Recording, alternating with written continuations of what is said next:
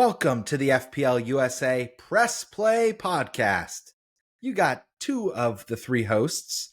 I'm Bucks, joined, as I love to see you every week, Brian. Chin Nation, the best ever finisher of the three hosts in the FPL game. What was it, number one in FPL USA last season, or one of the top finishers in the FPL game from the United States last year? It's my co-host, Brian Chin. How the hell are you?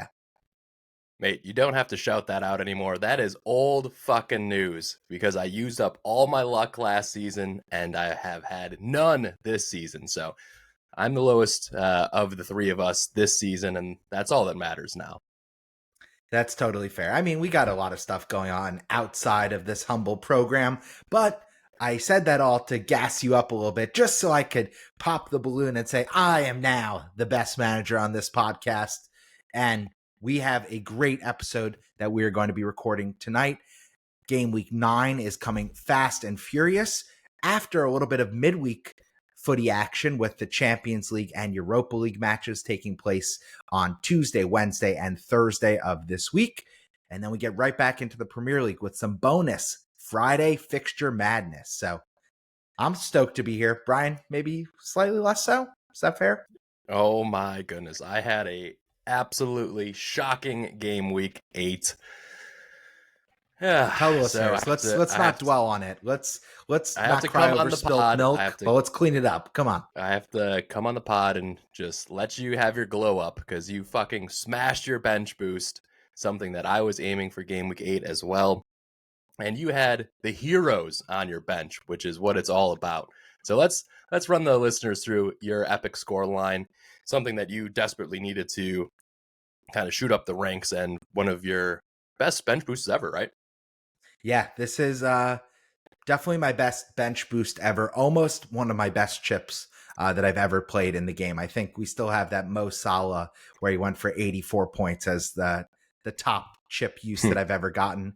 But I end up on 95 points all out. It's a massive bench boost success story. And I only had 14 guys, which makes it even, if you can cry over, what could have been, I was really eyeing up a triple digit score at one point in the weekend, but 95 points, big green arrow. I sliced my rank in half, even more so. Big success, kind of as we discussed on last pod, was my prediction for what I was hoping for from the bench boost. And I thought I was being, maybe a little greedy, saying 20 points would be, what I was really gunning for. And I got 28 points on my bench boost. Oh my goodness. 28-point bench boost.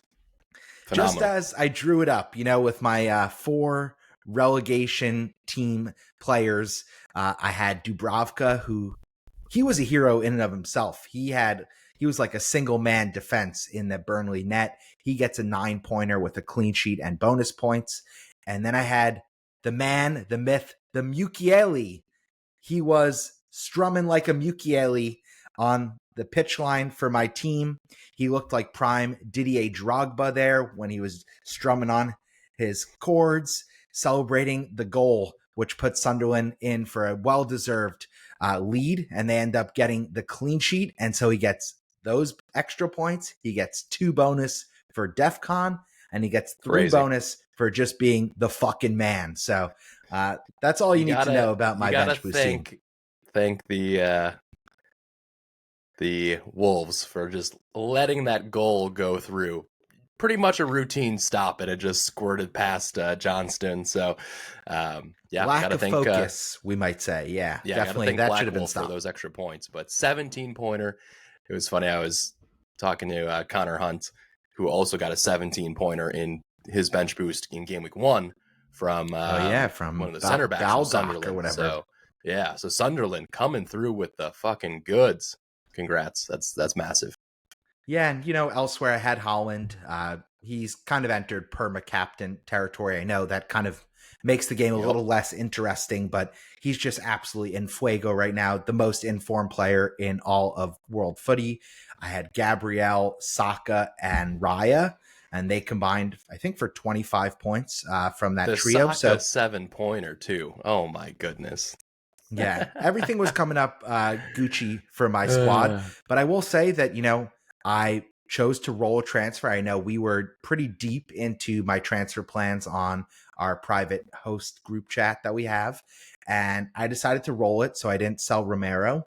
And then Bruno Fernandez, who's the player I sold to bring in Saka, actually gets an 8-pointer over Saka's 7-pointer. So FPL Game Week was a little mad at me for that move, despite my brilliant overall score. So I think if I would have gone Foden to Saka, which I have the funds to have done, holy Oof. cannoli, I would be insufferable, even more so than I already am on this podcast. You know that. Big green arrow. So what percent rank rise did you have? 52% rank Yeah. rise. You love to see that green arrow. Nicely done. Nicely done. The quest towards the top 1 million is right around the corner for you. Yeah, and I just think that when I look at my team, not only did I do really well in the bench boost, but because I maybe was a little more conservative, which is unlike my normal play style with I my know free transfers. I walked you off of a bunch of extra moves. I'm like, Yeah, so I appreciate you preaching patience to me. I feel like that was pretty helpful. And yes, if I got in an extra 6 points, that would be all well and good. But looking at my team going forward as we kind of look towards the next international break, which is coming after game week 11, I feel like I oh, have some another big one. transfers. I have a lot of flexibility in my team, and I don't really have any urgent fires to put out. So I really feel like I'm in a really good position to continue to attack that top 1 million and even surge beyond that threshold. So good game week 8 for your boy.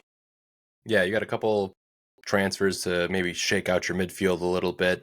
Plenty of room for improvement, maybe to find the next big pick there, but nicely done. 95 points. Close to the century mark. Just a Yeah, Romero clean a sheet away or Romero some away. points. Yep, yep. Yeah. All right. Well, I end up on about half of your score. I end up on 50 points for a red arrow down to 4.8 million. Come Oh in, my Brian. Come in goodness. close to the mic. Let's do Give it. me Let's a do a hug. group hug. Group hug. Let's shake it off. Yeah, so I think the main goal after wildcard 6 was to bench boost 8, but then I had Richarlison, Foster, and Alderete. So Foster and Alderete were both flagged. I ended up starting Alderete in a 5-4-1 reverse Christmas tree formation. He comes Which in with was the the 6 right points. move, right? He comes That in was with the 6 right move. points. Yeah, I thought he was going to be 6 or 0, essentially. So I start him, but between Richarlison coming back from Brazil for international duty, he was not great in his last couple matches. It seemed like he was going to be benched. And then Foster had a dead leg, which I just had no idea if he was going to play. And I basically decided, look, I'm just going to roll the transfer. I have 4 free transfers now to punt to bench boost 9 because we have Foster and Dubravka. They have a decent match versus, I believe, West Ham. And then Burnley. Burnley Burnley. have Wolves. Burnley have Wolves, exactly. And Mm-hmm. then I think my other lads have some easy matchups. So I punted. What I would have done is, and the only move I was considering was just like, all right, maybe I just, hope Foster gets 1 or 2 points and then move Richarlison to Thiago from Brentford after just watching IRL. He comes in with a goal, could have had a brace. So that would have put me on a bench boost of around, I think, 16 or 17 points, which obviously not as good as yours, but would have No, been but you super take that. helpful. You definitely Yeah, take that. of course, of course. So I did neither. And then I also went for the Mo Salah captain versus United. And, watching the first 45 minutes of Holland blanking versus Everton, it was just like, Everton are like pretty stingy. Like, and is doing all his crazy dribbling work through the midfield and defconning away in that match. And was like, oh, maybe this will be a low scoring affair. And then, of course, he only needs 1 or 2 touches, and he's been so clinical to start the season. I really have to commend some of the passing, the funneling of the ball has looked a lot better this year into the box for Holland, and he's just like picking his pockets within the box as well. That happened today in the Champions League match. His first goal in that match was He very scored in much the same 11 thing. straight games, if you could believe it. He's just, Wow, is that true? it's not even a purple patch. Club He's and country? just, for club and, no, just for club, he scored in 11 straight matches. I mean, the guy is Damn. just, he's unstoppable. And he's so clearly kind of his game has now filled into his frame. I know that sounds crazy when he's like already scored like 500 goals or something, but he's now like he's a better dribbler. His first touch, you can just see he has a little more control, a little more calm on the ball. He's just such a more complete player than he was at this point. I'll tell you what, season, I and think he's fully fit. that's the biggest thing. I think the early exit in the Club World Cup was like a blessing in disguise for him to get like a month just to get his body right and get in that hyperbaric chamber and do all his things that he needs to perform at a top level. But he looks very spry, and obviously he's on top of it. City's attack looks pretty solid. Still some shaky moments defensively. Oh, really? But, you feel that way? Because I feel it's really just Haaland. Because you look at their contributions elsewhere, and it's like 1 goal, maybe 2 goals for Bernardo Silva this season. But he's a solo act right now. I have Foden and Reindeer, and I'm like, oh, these fixtures for City and the way that they're scoring, like I should be pouring in the points. Yeah, and it's just early. Foden's been dodging a few points, but I think overall the City attack is like, it's in a good moment, but there's only 1 pick, which is kind of crazy. Yeah, exactly. We're just so used to like, okay, maybe KDB will trickle in with a 6 to 9 pointer alongside Haaland's brace, and we're just not getting any of that right now. But anyway, back to my Mo Salah captaincy.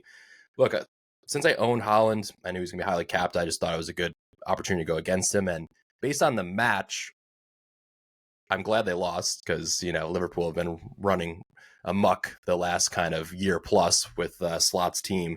But for fantasy, he had 2 assists to Gakpo that hit the crossbar. Yeah.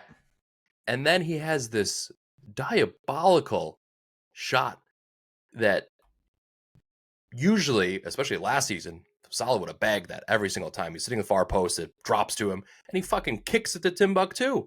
I don't know what he was doing. I could not believe how poor his technique and his overall timing was on that ball. And if this was last year, that would have been a double return 13-pointer. It would have been an assist, a goal, bonus, and I would have been in a decent spot to match Haaland. So, yeah, rough. But he is not obviously living up to his price tag. So we'll discuss that later. I have so many options in my team with 4 free transfers to figure out what to do. But at the same time, there's not like a ton of picks that I can use the money on. So we'll get into that a little bit later. 50 points for me. Pretty pathetic. Hopefully bench boost. I hope to get 15 points on bench boost. You're going to get him back in game week 9 with the chip. Just touching on your team and then touching on the game week average, I think there was a lot of joy in the FPL community for managers on bench boost. But then, you look specifically at our mini league and some of the other players that use different chips, kind of, the average was 56 points. So you weren't so far off that, of course you switch the armband to Haaland, you're above that. And these are the small margins of the FPL game right now. But the big news is just that Mo is right now, he's so out of form. I think it makes sense to wait for him to actually bag a haul until we trust him again with the armband fixture notwithstanding. Yeah. You agree with that? I'll probably be holding Mo is what my initial read is. But that's based very team dependent. I mean, I could easily grab Saka and Bruno with his money and move Stash and Stash or Reinders to let's save that. Well, let's ruminate it's on that. But yeah, overall, let's talk on that. I think later. watching Liverpool just gave me vibes of like, man, everything went right for them last season. Like the form, the continuity, and I think we overlooked the fact that they brought in 5 or 6 new starters, trying to integrate them in the team. Then one of their longstanding club players fucking dies, and that is an emotional jolt in itself. And they just look completely out of sorts. They're lucky they didn't lose by more in a couple of these matches that they've played this season. Honestly, I mean, they could have. In this match, it could have been 3-3. It could have been 3-3, but it also. But I'm just saying the other matches earlier in the season too, where it's like, all right, they're getting results from a 40-yard free kick from Szoboszlai. They're getting some extra time handballs. Like, it's been a very tumultuous season. So how many matches have they lost in a row? Like 3 or 4? That is. They've lost 4 in a row. It's the longest losing streak under Slot. Yeah, this is approaching like a Pep level It's a of like, crisis. what the hell is going on? This is an absolute dumpster fire right now. Yeah. For as a betting man, you and I are looking at the odds. I'm like, man, they keep going down and down for Liverpool to win. You think they're going to get right, and they're just taking L after L. Crazy. Yeah, I'm glad we spent a couple minutes just double clicking on this because it is a full on crisis. And I think from an FPL perspective, Mo Good for came in at Chelsea. 14. Yeah, well, it's good for the rest of the league, I think. But, Yep. 14.5 million was Salah's starting price. And now Holland is deservedly the most expensive player in the game. And I think we're just still waiting, going into game week 9 now. I think Mo Salah had 100 points in FPL last season by this point in the season. So he's still waiting to even achieve liftoff, let alone round into form. Let's talk about a manager who absolutely smashed it this game week. We do this every episode of the Press Play podcast. We want to shout out our free to enter mini league that is now officially closed. Thank you to the over 500 of you managers that have joined us for the competition. The top of the table was all bench boosters. If you could believe it, I was the 6th best bench booster in game week 8 with 95 points. And that's because the competition is fierce. So huge round of applause. Well deserved. We want to shout out Clean Sheets and Towels. No space, led by manager Paul Parsons. Great team name. Good fun. And 115 points on the bench boost. That is a triple-digit game week rank. Triple digit score, triple digit game week rank. This is a game week to remember. So maybe be in our DMs. Brian will send you a link for this awesome service that will print out your game week team and your overall score. I know you have that in your background. Yeah, I know Paul from the Always Cheating crew. So he came over to join our podcast league, but he's part of the Discord at Always Cheating that is now retired, but still a lively bunch. So I know he's been around and a supporter for them for like almost a decade. So good to see a friend of the community in FPL USA do really well. And just an incredible score, 115, 847 game week rank is like, I don't know if you'll ever top that the rest of your life. And he had a 0 just like you in his side. I was going to say, and he did it the hard way because he only had 14 players. I mean, you look at this team, he had Holland cap, he had Mateta, who also had added a hat trick. Then he has Gabriel and Munoz and Saliba in defense with Raya in goal. I mean, there's just so many returns in this team. And he had Enzo Fernandez, who didn't even feature. So to get 115 points from 14 players, you're doing something right. So massive round of applause. Bravo to you, Paul. Well-deserved manager of the game week. Not to mention, you're in good form when you don't even need to use a transfer going into your bench boost. Ooh. That's pretty impressive. You went there. I mean, he was able to roll his transfer and then still roll his team out with no injuries post-international break. Oh, very, very impressive. So well done, Paul. Yeah, way to go. Very jealous. And we should just, before we fast forward into game week 9, let's just sit here in the now because there is breaking news coming out of the Premier League. Less than 30 minutes after the Chelsea-Nottingham Forest match, which was the opener for game week 8, Chelsea, of course, get the win. They win pretty comfortably in the end, 3-0. Love to see that. Great way to start off the weekend in the Bucksbaum household for sure. And they fire Ange Postecoglou. He is the now shortest ever tenured Premier League manager, lasting less than 40 days, 39 days to be exact. Did not pass probation. Yeah, it did not pass go. Barely collected a month worth of meal tickets at Forest. He failed to win his first 8 matches at the club. And, of course, this is a historic team that's never happened at Nottingham Forest before. And as of today, Tuesday, October 21st, Sean Dyche, the Dyche man, he's back in the Premier League. He's ready to run Rap Shot.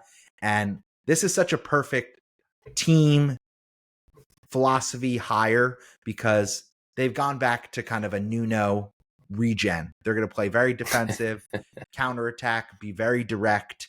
And, the Ange signing to me never made any sense whatsoever, especially after the window closed. But hopefully Dyche is able to figure it out. Otherwise, they're in danger. They're in the drop zone. It's so hilarious. You think about Ange showing up like he's barely had enough time at the club to get like every version of the warm-up kits and the different Yeah, he doesn't team even know the guy's outfits. name. Oh my He's like, goodness. hey, I mean, hey, get in there. Get in there. I You're do playing feel wingback.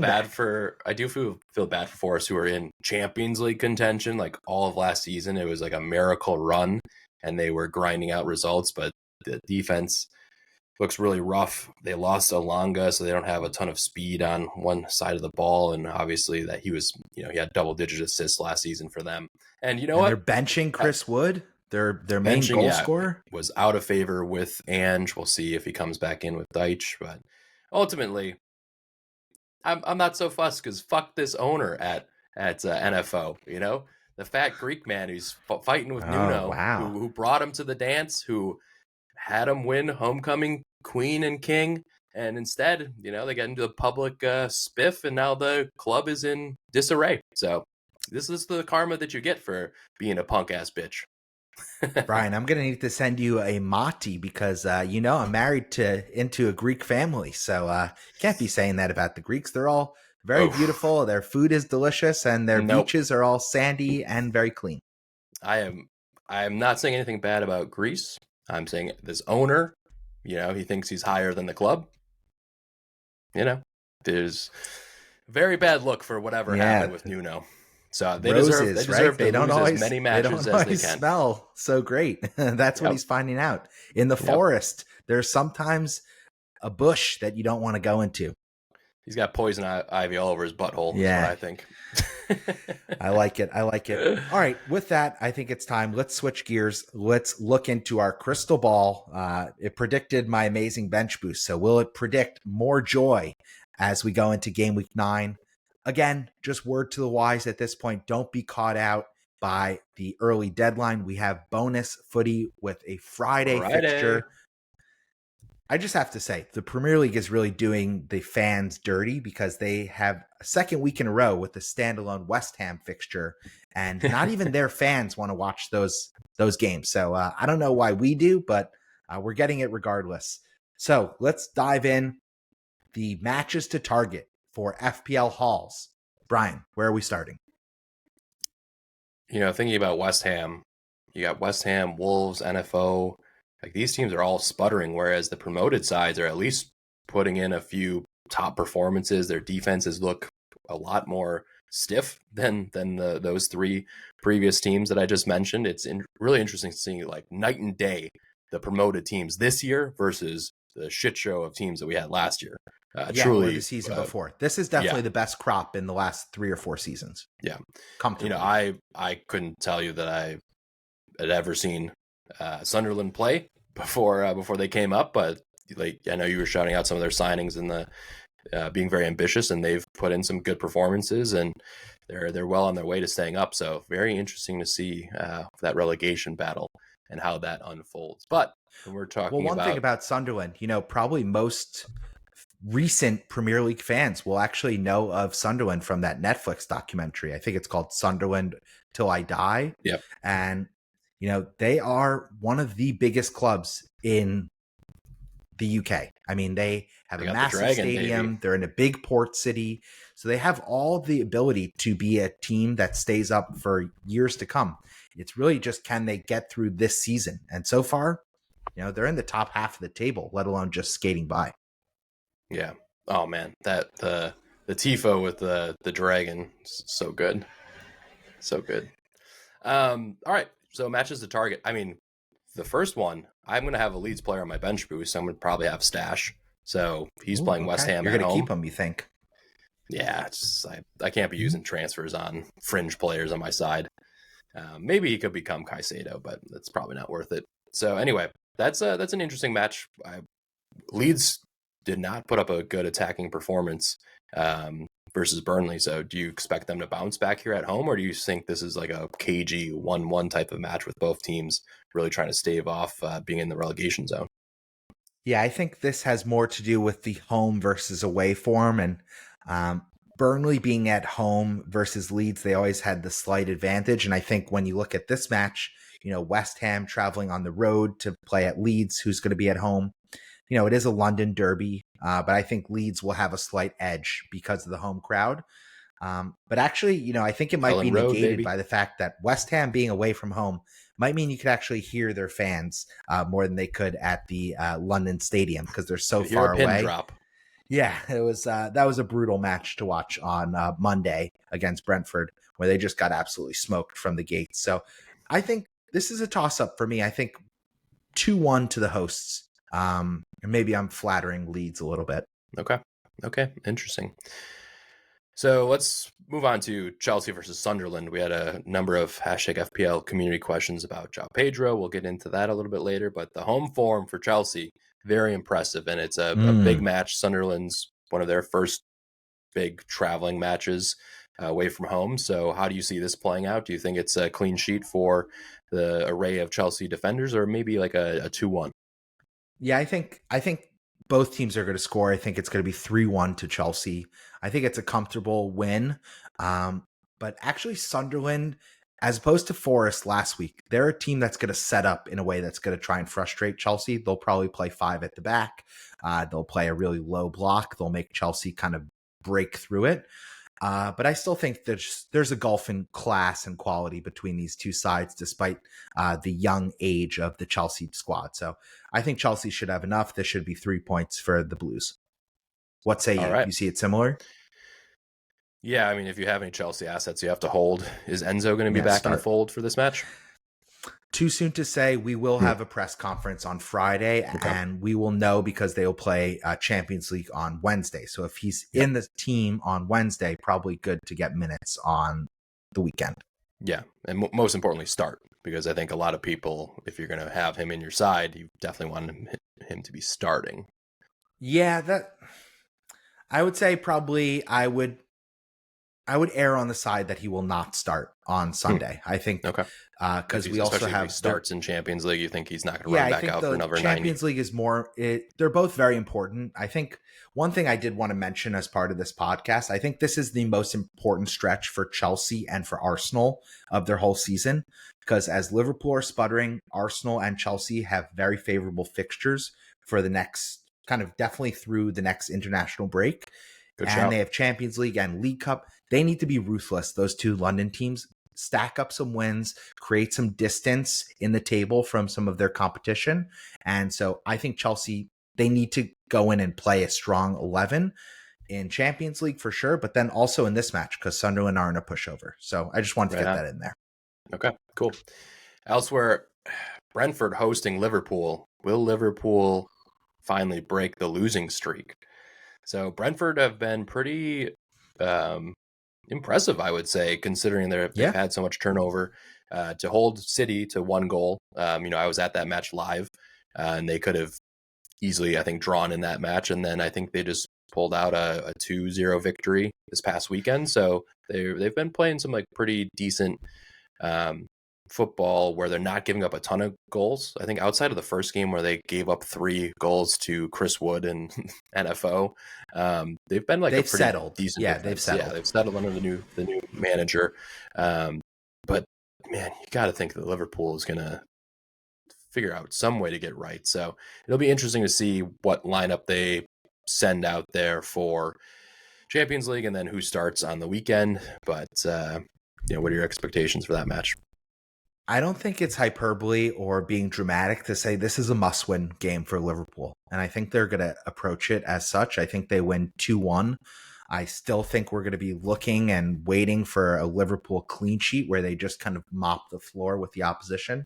I think Brentford have been quite plucky. Dango, Shad, and Thiago as kind of a front 3 offers something. And I think the form that Liverpool's defense is in with tired legs coming from Champions League, they're going to be gettable. So I think it'll be 2-1, but I think Liverpool have just enough. Goodness. Man, so in my wildcard 6 team, I went with Raya and Timber and then Van Dijk instead of I was a coward and did not triple up. I know, we talked about this. And shake my head at Gabriel has scored so far. I believe he's scored 13, 12, and 9. So what is that? 34 points. And Van Dijk, I think, has 5. So 29 small points margins, big impact. Me because I did not just triple up on the defense. And now it's a move that I might make this week and skip Saka. Man, that's a brutal 30-point swing off a wild card. But The thing is alas, with Van we'll Dijk, see. He's nailed for 90, but it just seems like Yeah. something is amiss with that back line. I mean, You know, Konate has had a terrible start to the season.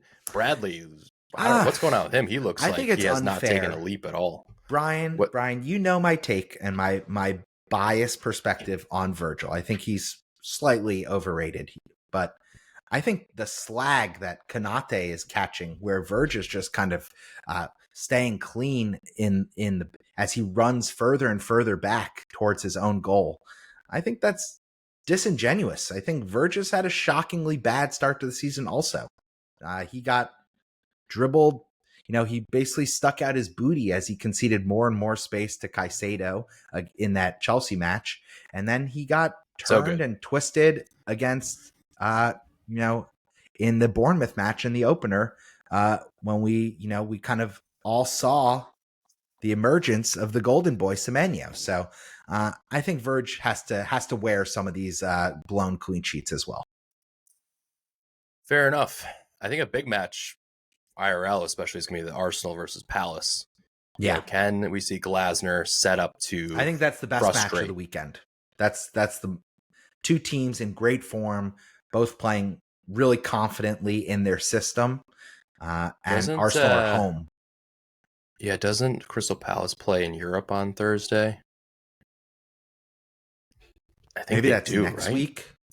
I think it might be next week. I gotta check because I'm just definitely worried if they're playing in Europe before this match, then I would definitely be favoring an Arsenal team who has scored 6-7 goals in the last couple matches and played on Tuesday. Yeah, let me pull this up. What do they got for the fixtures here? They are playing AEK Larnaca on Thursday. Athens. Brutal. So they're In turning this Athens, or are around. they playing at Selhurst Park? They're in London for this one. Yeah, so they're not traveling. Who cares? Yeah, but still, I mean, Arsenal played on Tuesday, and then you're having this match on a Thursday with a thin squad. Yeah, on Sunday. I favor Arsenal 3-0 in this one. Whoa, I think 3-0. I think they crush them. Wow. Yeah. Wow. So you think that Palace are going to need to rock up with a full strength side at home to beat a Greek league team? I don't see it like that. I think this is 2-1 to Arsenal. I think Arsenal win. I think they have a momentary lapse, or there's a moment of brilliance from Palace, and they get one on the board. Yeah. I don't know if this is the greatest week to go for the Arsenal defensive triple up, I guess is what I'm saying. Yeah, and we've seen them be plucky against other teams, definitely frustrating Chelsea and Liverpool and many teams thus far. But yeah, I'm curious to see that one. That's going to be a good matchup. Would you go for Mateta this week?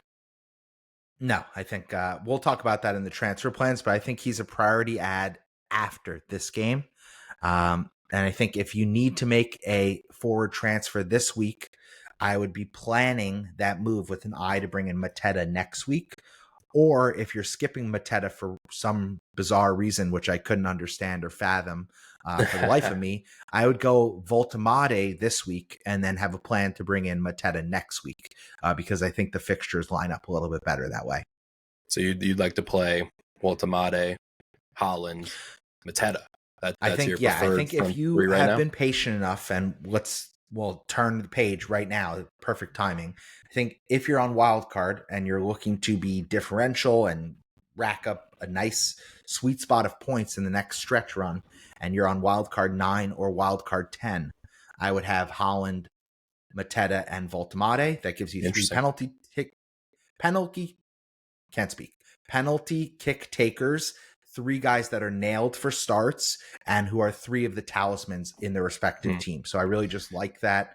Good balance. Has like a maybe 20% pen share, 25% pen share because Gordon's on them right now, but he's I think Gordon 65 minutes. I think it helps that it was more. Minutes. I think Gordon took it for confidence, and I think that Voltemade is a big money signing. He plays the number 9. He's the only number 9 really at the team. He will be on penalties. That's my Bucks Wild prediction. So just looking at this wild card, right? Yep. Taking a look at the wild card. So we have, putting it on screen, we have Holland. Of course, he's going to be captain most game weeks. in the front line. Voltemade and Mateta, that'll be your front line. Then I think pending fitness from Enzo Fernandez, you want to pick him. He's going to be the creative engine playing the number 10 most game weeks for Chelsea. Alongside him, Semenyo's not going anywhere. I have Saka in, Jaden Anthony, and Ismail Assar. And I think Anthony is more in there as an eye towards if you haven't used the bench boost yet. I think if you have used the bench boost, maybe it makes sense to go cheap as chips in that fifth midfield role and boost up your fourth midfielder, whether that's Sar or Enzo, to a slightly better player. And then in defense, you know, I think that the way that it's shaking up, you don't want Senesi until game week 12, which is when Bournemouth's fixtures really turn to be a pleasure of green fields and meadows in their fixture ticker. And so because of that, I went for the double Arsenal defense, Timber and Gabriel. I put in Gehi, Goodmanson, and Achimpong. I think Achimpong is going to get starts for Chelsea. I know I'm biased. I think he's a fantastic talent.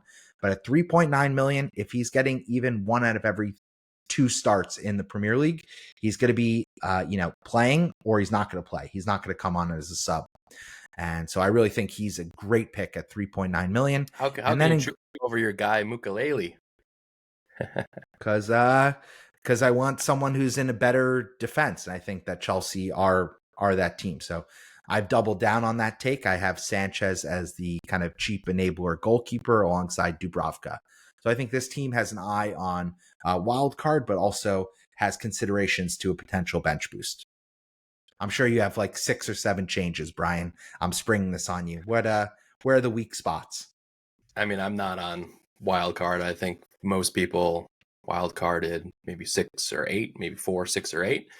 With that being said, I mean, I definitely think it'd be tough to wildcard 3 Crystal Palace players in away to Arsenal. You'd have to start, but if you're gonna be able to have some rotation where maybe you don't have to play all 3 of them, that would definitely be helpful. Well, this game week you could bench them, right? I mean, I think a Chimpong. Yeah, you can play Mateta. I think we always play the penalty taker, but I like that. There's opportunities there. I think you have the right trio of Arsenal players with Saka, Gabriel, and Timber together. Those 3 look really, really strong. Something that I have, Raya in goal, and I'm a little bit jealous that I didn't go with 4.5 and just FOMO. What could have been if we had Timber or Calafiori? Yeah, even if I would have gone double zeros, give me the Dubravka another 4.0. We could have been flying. Instead, I'm playing 6s or 2s from Raya. So, all right. Anyway, yeah, decent wild card. I think there's some other players I would be considering as well. But you have a good framework here. I think key to note that it's time to fade João Pedro. He has not done much at all in fantasy terms. Ooh. Like he's decent for IRL, but I think his time is kind of sailed. Hopefully Delap will come back. I don't know. I think one more game week because he is suspended for Champions League. So he's going to be fully rested. Not on wild card. You probably wouldn't pick him on wild card anymore just based on he's not taking any shots right now. So I think I would hold though. I would hold last chance saloon with we're talking wild card here. So I'm talking about the other wild card picks. And then Bruno is sitting there as a potential option. A lot of people don't like him, but if you're going to play a 3-5-2 and maybe go cheaper in your forward line and then pick up a Bruno in the midfield, he's just a player that's going to tick along with points. What do you get? 8 points for doing like 1 assist and gets max bonus. Who's been really impressive? Mbomo. I think we should maybe talk about him a little bit more. Yeah, he doesn't have penalties, but he does have some set pieces. And his advanced stats, you just watch any Manchester United match right now. Of course, we know Bruno is a great player, but Mbomo is the one who's jumping off the screen. And I think he's 8 million. I look at Phil Foden, who's in my team. I would much rather have a banging in form Mbomo, who, I don't have to sweat whether he's starting or not. And then he's putting on good performances. So maybe that's the move. You skip Voltemade, you go like Thiago or a cheaper guy like Welbeck, and then you surge like Enzo up to either Bruno or Mbomo. That could be a very good run coming up for United. Brighton, NFO, Tottenham, Everton, Crystal Palace, West Ham, Wolves. A pretty much start every week if you have an asset from the attack on United. So we'll see. It could be back on the menu. All right, let's keep it moving here. Let's go to our hashtag FPL community questions. Folks have Oh, engaged with us perfect. in the what? Mailbag. There it is, the mailbag. Here we go. Yeah, thank you. Shout out the hashtag FPL USA and the hashtag FPL community for getting your questions in on social, whether it's X, Blue Sky, or Instagram. Our DMs are open on all three platforms, and we would love to hear from you. So let's start with FPL Dallas, the Count of Tuscany himself. He is one of the legends in the hashtag FPL USA community for his banter and his wit and his love of peanut butter. But he's stuck in the mud when it comes to this question. What do I even do with Philip Foden? Sell or hold? And if he sells, who to bring in? Brian, I'll let you start this. This is purely hypothetical for you, where I feel this deeply in my plums. Yeah, I mean, we talked about, I think, the top 3 picks that I would be considering, top 4 picks. I think it would be Bruno, Bomo, probably Anthony Gordon. I think Newcastle have a decent run 0 coming up here. goals, 0 assists in the league. Anthony Gordon. Yeah, he's been scoring for England. Scored today in Champions League. He's on pens. So I think he's definitely like a player who could be you could get on early potentially, and they have a good run coming up. And then I would say Sarr. So those are probably my favorite 4 midfielder replacements. Enzo could have potentially been in that, but with his flag, I wouldn't probably go there until we see him play back to backs. He didn't say Saka. Top 4 picks. You think would Saka break in there? I mean, I'm assuming he only has like $1 million in the bank, so Saka's like a full $2 million more. But yeah, if you have multiple moves, and some people are already tripled up on Arsenal, so it could be tough. I believe Dallas might have Gyökeres, not sure, but yeah, Saka's obviously a good pick. He almost got the pen, which you were really hoping for. Then he's on a massive haul in that match, so good pick. Can't complain about him. Yeah, I co-sign with your advice. Him, I think you have Foden. I have him. For me, I'm going to hold. He's just not a major issue. He is getting chances and taking shots. But if I were being my previous self, being aggressive, I would either be going for Bruno or Mbomo. Make the switch from one Manchester club midfielder to another. Just word to the wise, when you listen to this, we already know that Phil Foden didn't start. He got a good rest in the Champions League for Manchester City. So should be all set to start and get a good run in game week 9. Who's next? Alrighty, next question is from the likes of Corey Cummings. Wants to know, is it time to move off CMC? What's up? Is it time to move off of João Pedro? Sunderland next, decent run of fixtures, but has blanked in 4 in a row. Best replacements. I kind of already answered this. I think you hold for one more game week. Ooh, some Brooklyn. The New York just making an appearance. The New York alarm system, the white noise of Brooklyn, New York, just jumping in on the pod above me. I think hold for one more game week, and then he is such an easy swap, real sideways move to Mateta. So I think that's my plan. I don't hate the idea of going, if you have funds or if you have some flexibility, just go João Pedro to Voltemade or Mateta this game week if you have conviction. But we also know that Arsenal is Corey's team, so I don't think he's going to make the move João Pedro to Mateta when he play against his own squad. So no, I would say hold one more game. Hold this week. Last chance. Yep, I like it. Yep. I like it. Hold as well. Get some more information, and then again, like Mateta is probably because he's on. I think he could score. I think he's going to score. I'll say that. I think he's going to score in game week 9.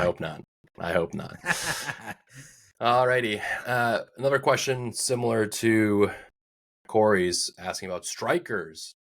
At Barrister FPL asks, with Evan Nilsson injured, is João Pedro an option with his recent form? Or do I move Rodgers to a Chelsea mid for their run? Or just roll and get the main man, Mateta, in game week 10?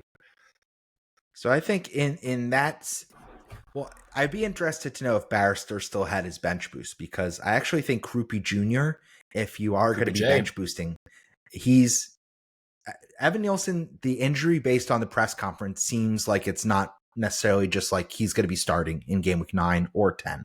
So I'm saying this to Barrister, but I'm also saying it to you, Brian, because I know you are thinking about using your bench boost chip. Krupi Jr. is almost a must own. He's going to start. He's going to lead the line A for must own. Bournemouth. I mean, why not get him? He's cheap as chips. You need him for one game week, and then you Yep. throw him off into the deep outer space, the unknown black hole that is out there. I'm stoked. So I think he's nailed to come into my side this game. Yeah, so I just think Evan Nielsen's injury probably actually gives Jeremy a really great problem to have. So you sell Evan Nielsen this week, get Voltemade, and then whoever your third guy is, you figure out a way to get Mateta in for that person next week. Bada bing, bada boom. Yeah, I mean, it's interesting going for a Chelsea mid, but most people would not go for Neto. He's had some threat, obviously had a decent game versus there's too NFO, many guys for too many spots right now. Yeah. Like that's why when Enzo Anote could start instead of Enzo. João Pedro could start at the 10, and then all of a sudden, Enzo is not even in the team. There's a little too much uncertainty. Yep. So I would maybe focus roll, try and get Mateta later on. Yeah, but if you need a starter this week, I don't mind going early on a penalty taker and just getting Mateta now and just hoping that he gets a big chance and he bags it. He's been underperforming his XG, but at the same time racking up an insane XG. Truly incredible. He racked up like 3.67 XG in that match by himself. Yeah. The crazy thing is when you have a hat trick, you miss the sitter. The advanced stats are just like, oh, but he could have done more. He should have done more. Yep, it's like, right. Oh my God. Hilarious. Golly, what does this guy need to do to just get a pat on the back? Yep. All right. Last question we have here is from @MyCayman This was a question that came in on Monday on the socials. What would you do with Gyökeres? So many forward questions, and then Gyökeres bags a brace today in Champions League. What do you think here? Just keep hold him. One thing about Arsenal fixtures is, their preferred starting 11, and they have good fixtures. So I would almost just ride the ship that you picked in the marina. Make sure you get all the way to your destination with that ship. So if you're on the Gyökeres bandwagon, he's going to get returns. It's just a matter of time. And I would also point out that he's been known to be a flat track bully, and they do have fixtures versus Burnley and Sunderland in the next in game week 9 and 10, or excuse me, 10 and 11. So potential there for him to bag a brace maybe in one of those matches. Yeah, and you mentioned it earlier. He's going to go against some tired legs in game week 9. So I kind of love the Gyökeres maybe becoming a differential for FPL. But he can't just be doing the performances in Champions League. He needs to do it for the FPL points as well. Yep, that's right. All right, thanks again for engaging with us on some questions. Bucks, let's go to my team quickly here for transfer plans and captaincy shouts. Got a hard stop here in a couple minutes, so putting my team on screen, very interesting situation where I really want to get rid of this dreaded bench boost chip, but now I have Joachim Andersen flagged, I have Richarlison, and then I have Foster. So those are 3 of my problems in my side. I don't have Gabriel, and I own Salah. So just listing out some of my potential moves. I mean, I have 4 free transfers. In an easy scenario, I'd like to play and just keep Lyle Foster rather than moving him. I want to play a 4-5-1 or a 5-4-1. So my immediate thoughts are actually to go with Richarlison to Krupa Jr., and they're playing at home versus NFO. Expect there to be some goals in that one. And then upgrade Joachim Andersen, who's got a hamstring, I believe. So he's not going to play at all this game weekend. I don't think they're going to risk him.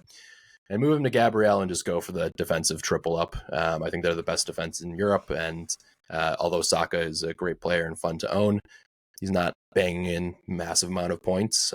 So I think I'm going to go with the defensive triple up. And then my bench boost will be the likes of Who do we have here? We have Dubravka, Dubravka, right? Stash. Stash, Foster versus Wolves. I'm expecting him to come back and start. He's been their starter every game.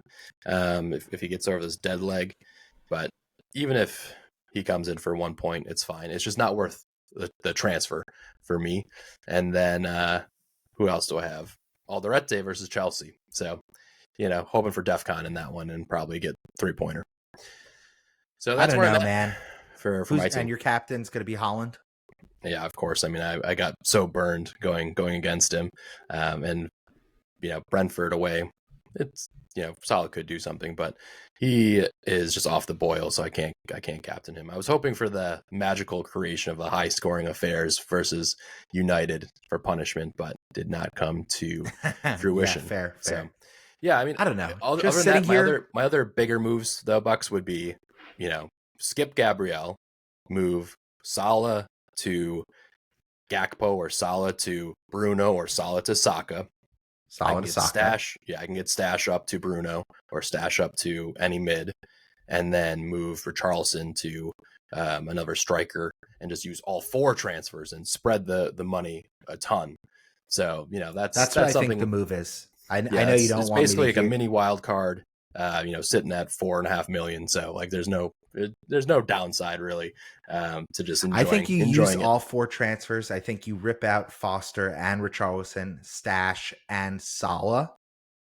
Oh no, because you have Anderson. You got to get Anderson out. Yeah. So maybe Stash is the one that I keep, just because he's going to start, and they have that favorable home fixture. And it'll be fun. You have a guy to watch in the Friday match between your meetings. So I think I would go like Anderson to Burn, Salah to Saka, Foster to Krupi Jr., and Richarlison to... You could probably get all the way up to Voltamade if you're selling Mo. Yeah. Yep. So then you're kind of also... You're switching your system, because now you'll actually be ahead of the curve. You'll have 2 Newcastle players for their favorable run, which is coming, and you'll have Krupi Jr., which again, he's cheap as chips, so he will be a natural third bench guy, whereas a lot of bench boosters like myself who wildcarded in game week 6, I'm stuck with Calvert-Lewin, and who's 5.5 million. I'm never going to play this guy, and that's frustrating. He's stealing $1 million from the rest of my team right now. That's how I'm kind of looking at it. So I like that. Be aggressive. You'll get the chips back. Moves. Yeah, you'll get. I do think back. with Reinders and Stash, like maybe there's a problem there. So maybe I would go cheaper than Voltamade and have some money in the bank to maybe grab Sar in time. So maybe go with for this week for bench boost, maybe just get Krupi Jr. for example. Interesting. And then risk Richarlison.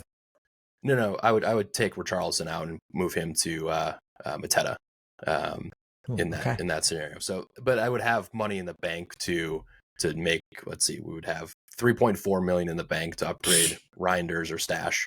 So something like that could make sense for bench boost. I just don't love using all 4 free transfers, but alas, that's enough for me. If this was seasons past, what I would be saying. It's don't even think about it. Take a hit. Because you're going to get the bench boost, and you want to set up optimally for the next. You don't want to take a hit in game week 10. That's going to feel gross. Yep. So I kind of just like lean in, do the mini wild card, get your bench boost used.